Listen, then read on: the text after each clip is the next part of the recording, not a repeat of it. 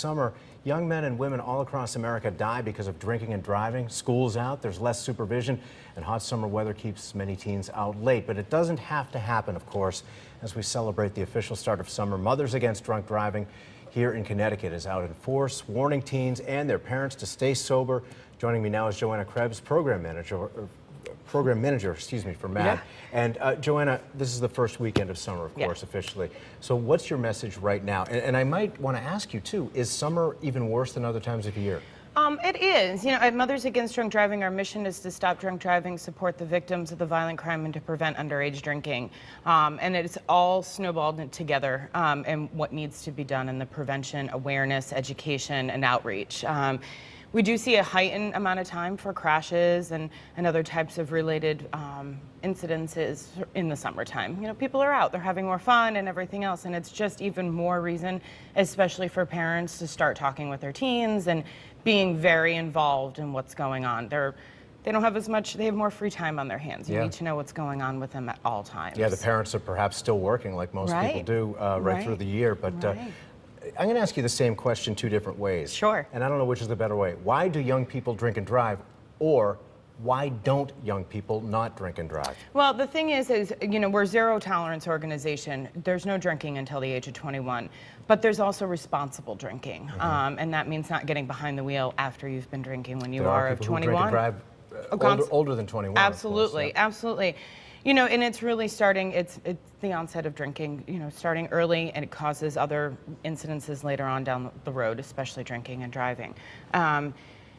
You know, teen fatalities are not just motor vehicle related. There are other incidences, homicides, suicides, accidental fallings and drownings. So that's why it's so important to keep your teens alcohol free until they are of that age. Now, just before we started on air here, now you and I were talking about some things, and you were emphasizing repetition or reinforcement of messages. What should some of those messages be with the kids? Talking with your teens, knowing how you feel about alcohol and their use.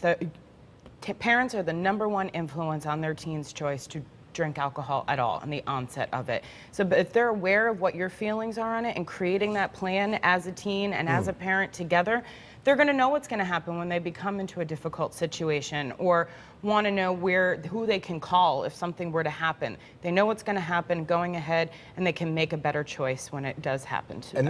And that seems so important, to build a plan. In other words, ahead of time. Don't try to do it on the fly when it's already in the midst of a situation.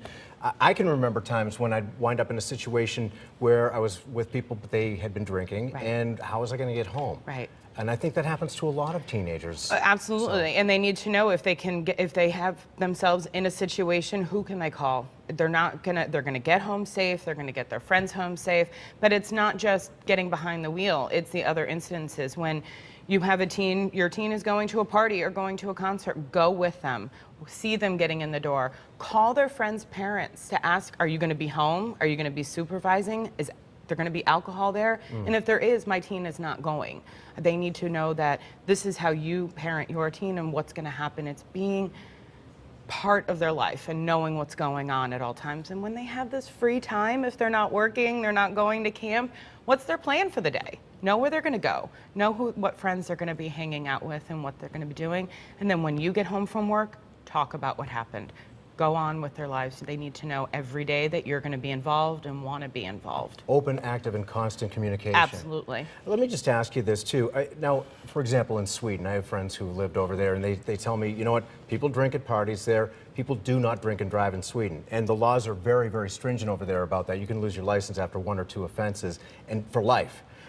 What I'm wondering, is that part of our culture? Why is it that people in our society either don't get the message or maybe just think that it's okay to do in the first place? I think there's so many different types of messaging that go out, and in Europe is always that constant question that we get here about drinking and driving, and I think, and underage drinking as well. It's across the board. There's problems with alcohol everywhere, and we need to make sure that we're making responsible choices, and that means waiting until you're the legal age of 21 to drink alcohol at all. And then if you have been drinking, don't get behind the wheel and don't get in the car with somebody who has been drinking. Make those decisions properly, and we're always working to ensure that we don't have drunk drivers out on the road. Tell me this too. You were telling me also you have a 6-year-old daughter. I do. She's your oldest. She is. What age do you start talking to your child Now. about this? Really? Now. The average age for teens in Connecticut to start drinking is 11 years old. You're kidding. No. And we're below that average because nationally it's 13. It's never too early to start the conversation of having that communication of a parent and a child of what we expect them to be and acting like in class and sitting quietly and listening and paying attention and following rules, because when they get older and having those more intense conversations about alcohol and drugs and other risky behaviors, it's going to be so much easier because you've already had that open communication. So I talk to her about it now. I talk to her about, driving safety and being a safe passenger in a car and, having that little voice inside. What are you going to do? What would mom think if I were to make that choice? That's exactly it. All right, Joanna Krebs. Thank you so Mothers Against much. Drunk Driving. Thank you so much for being with us, of course.